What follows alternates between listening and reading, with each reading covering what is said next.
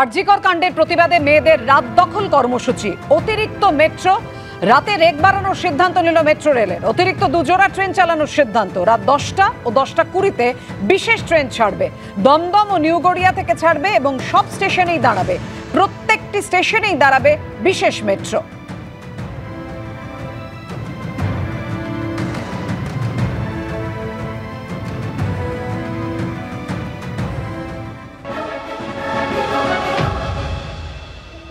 আমরা দমদম এবং কবি সুভাষ এই দুটো এন্ড থেকেই লাস্ট মেট্রো যেটা আমাদের চলে 10:40 পর্যন্ত, সেটা তো চলবেই, সেখানে কোনো পরিবর্তন হচ্ছে না।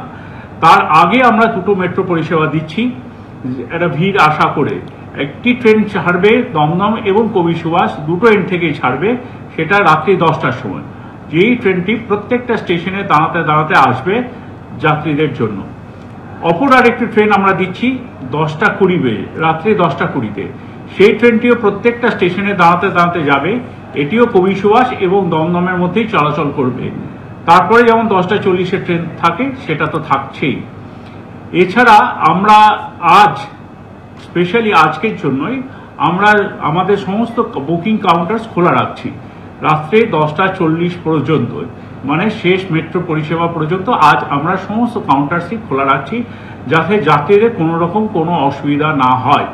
এছাড়াও আমরা আমাদের সিকিউরিটি পার্সোনালরা আমরা সবাই আজকে আপনাদের যাতে কোনো রকম অসুবিধা না হয় সেটা দেখার জন্য আমরা যথেষ্ট পরিমাণ কর্মী রাখছি আপনাদের সহযোগিতার জন্য। কমান্ড হাসপাতাল ফিরিয়ে দেয় ধৃত সিভিক ভলেন্টিয়ার সঞ্জয় রায়কে। তার স্বাস্থ্য পরীক্ষা সেখানে হয়নি নির্দিষ্ট প্রটোকল অনুযায়ী। এই মুহূর্তে কোথায় নিয়ে যাওয়া হচ্ছে ধৃত সিভিক ভলেন্টিয়ার সঞ্জয় রায়কে জানাবে আমাদের পার্থ। পার্থ, কি খবর রয়েছে? দেখো, একটা মেডিকেল করানোর জন্য কিন্তু দীর্ঘক্ষণ ধরে ঘুরে বেড়াচ্ছে সিবিআই এবং কলকাতা পুলিশ সঞ্জয় রায়কে। সঞ্জয় রায়ের যে অপরাধ, সেই অপরাধের বিরুদ্ধে তুমি জানো রাজ্য দেশের বিভিন্ন হাসপাতালে তুমুল বিক্ষোভ শুরু হয়েছে। জোকা ইএসআই হাসপাতালে প্রথমে নিয়ে যাওয়া হচ্ছিল এবং সেখানে যখন প্রস্তুতি নেওয়া হয়, পুলিশ গার্ডরেল দেয়, তখনই কিন্তু তার বাইরে চিকিৎসক, জুনিয়র চিকিৎসক থেকে শুরু করে পড়ুয়া থেকে শুরু করে অনেকেই তারা এসে একবার বিক্ষোভ দেখাতে শুরু করে। তুমুল বিক্ষোভ শুরু হয়ে যায়। সঙ্গে সঙ্গে সিদ্ধান্ত বদল করে গাড়ি ঘুরিয়ে কমান্ড হাসপাতালে নিয়ে যাওয়া হলো। কিন্তু কমান্ড হাসপাতালের তরফ থেকে বলা হলো তাদের বেশ কিছু প্রোটোকল রয়েছে, সেই প্রোটোকলে হঠাৎ করে কাউকে নিয়ে আসলে মেডিকেল পরীক্ষা করতে পারবেন না। কোথায় মেডিকেল হবে সেই বিষয়ে এখনও ঠিক নয়। তবে এখন এই মুহূর্তে যে গাড়ি অর্থাৎ সঞ্জয় রায় আরজিকর কাণ্ডে ধৃত, তাকে নিয়ে শিয়ালদার উদ্দেশ্যে কিন্তু এই মুহূর্তে শিয়ালদার দিকে তাদের কনভয় যাচ্ছে।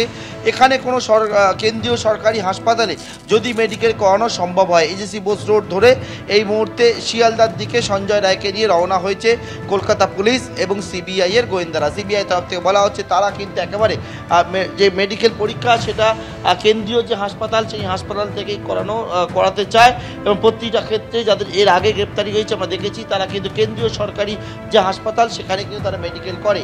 কিন্তু এক্ষেত্রে সেই মেডিকেল করাতে গিয়েই সমস্যা দানা বাঁধে এবং সেই সমস্যা দানা বাঁধার পরে এখন কেন্দ্রীয় সরকারি হাসপাতালে খোঁজে পুলিশ এবং কেন্দ্রীয় গোয়েন্দা সংস্থা। এবং এই মুহূর্তে শিয়ালদা এন্টালির কাছে রয়েছে তাদের কনভয় এবং সেখান থেকে শিয়ালদার উদ্দেশ্যে রওনা হয়েছে কোনো কেন্দ্রীয় সরকারি হাসপাতালে যদি মেডিকেল করানো সম্ভব হয়।